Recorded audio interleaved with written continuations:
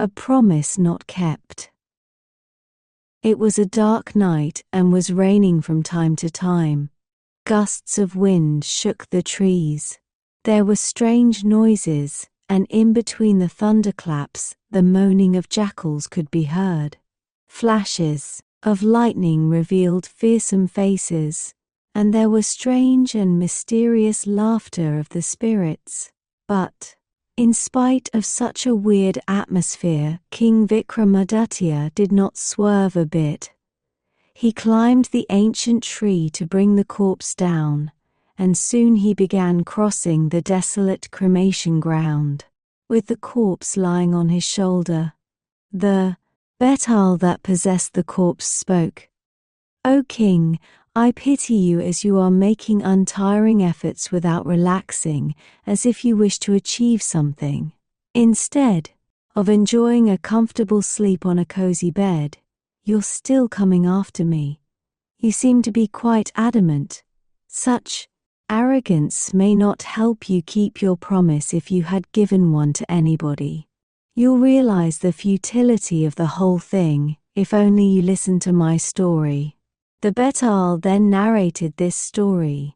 The ruler of Kishanagar, Rajendra, was extremely strong and courageous. He was a good ruler and cared about his people very much, as he would not do anything unjust. His subjects were happy and contented. They had no problems. His queen, Prema, gave birth to a beautiful daughter, Sona. Being an only child, Sona enjoyed a lot of freedom and was brought up like a boy. She grew up clever not only in studies but in the use of the bow and arrow and sword. She learnt the art of self-defense. When she reached marriageable age, her parents began searching for a suitable husband for her. But Sona disagreed to their proposal, as she had some definite ideas and views. She said to her parents that, "Dear father, I want that my husband should be one who is highly skilled in fighting and who is able to overpower me in fight. Suppose if our kingdom face an enemy in the future, he should be able to fight and defeat them in war. If you agree to this condition, then you may make an announcement." The king and queen were very proud to hear about their daughter's thoughts. Announcement was made in Kishanagar as well as in the neighboring kingdoms. Thinking that Sona is only a girl and it should not be difficult to win a fight with her, many suitors came forward to accept her challenge, as they also knew that Sona, being the only heir, they would have complete sway over the kingdom once they married her. But when the suitors, met Sona face to face, these princes realized it was not that easy to defeat her. Everyone of them was routed by Sona, and they had to go back disappointed. She was taking on the suitors one after another. Among them was Udayavarma, the prince of Chandanghar. He watched the fight every day by joining the crowd. He carefully watched how Princess Sona fought and the different strategies she adopted to meet the method of fighting followed by each prince. One day he could not control himself when he saw a particular way she used the sword. He got up and shouted "Bravo" in appreciation and encouragement. Sona turned to look at him, wondering who he might be who could understand the intricacies of each and every stance and step during the fight. But among such a large crowd she could only get a glimpse of him. By now Udayavarma had learnt all her strategies, and the next day he was ready to fight with her. The two fought cleverly and fiercely. Neither of them was prepared to surrender to the other. During her fight, Sona tried all her tricks, but Udayavarma was able to meet every one of them. She soon discovered that he was a good swordsman, and that she would not be able to subdue him so easily. Soon Sona was defeated by Udayavarma. She stopped the fight and joined her parents. Cheers rose from the audience, who was watching the proceedings very eagerly. When Udayavarma came forward to present himself to the king and queen, Sona recognized him as the one who had cheered her in encouragement the other day. She asked Udayavarma, and he confessed to it. Now Sona knew how he had succeeded in overpowering her. She came forward and said to him that, "My condition was that I would marry anyone who would defeat me in the contest. Though you've defeated me, I can't marry you. You can yourself find out the reason." Udayavarma thought for a while and said, "Yes, what you say is right, O princess. I should not marry you." He bowed to her and left the palace.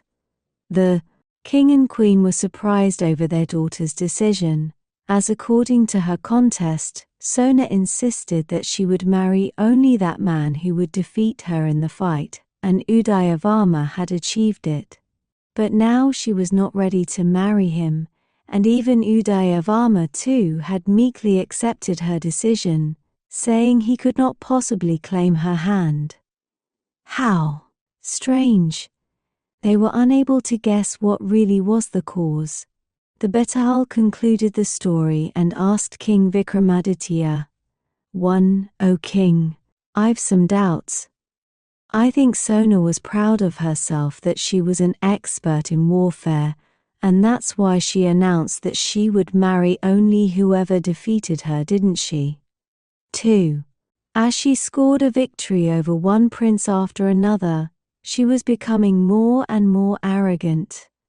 3. Then came Udayavarma, who succeeded in overpowering her.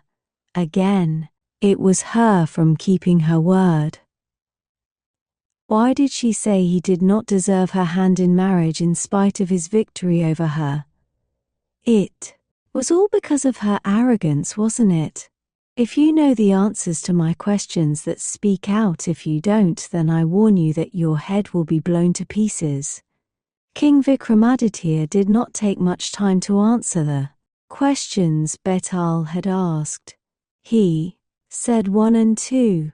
I don't think Sona was arrogant. 3. Though she had agreed that condition that Udayavarma had defeated her in sword fight, but she didn't keep her word. That's true, but this doesn't make her arrogant.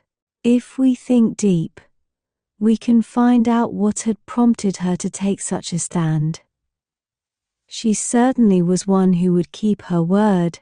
Unlike other princes, Udayavarma did not go for a fight with her straight away. Instead, he sat in the crowd and watched her fighting, and in between he had studied all the strategies that she adopted while fighting. Just as a disciple would learn from his teacher, and a teacher cannot marry his or her student. It's universally accepted that one's father, mother, and teacher are all like a god. Sona realized that Udayavarma was first her student and then a suitor, and she was not willing to accept that relationship for the purpose of marriage. Udayavarma too thought on the same lines, and realized that he could not marry Sona because she was like his teacher. So he respected the wishes of his teacher.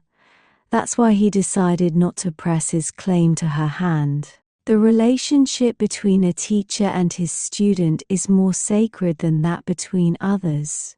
That's why Sona went back on the condition she herself had stipulated. Betal knew that king will definitely speak out the answer, so he flew back to the ancient tree carrying the corpse along with him.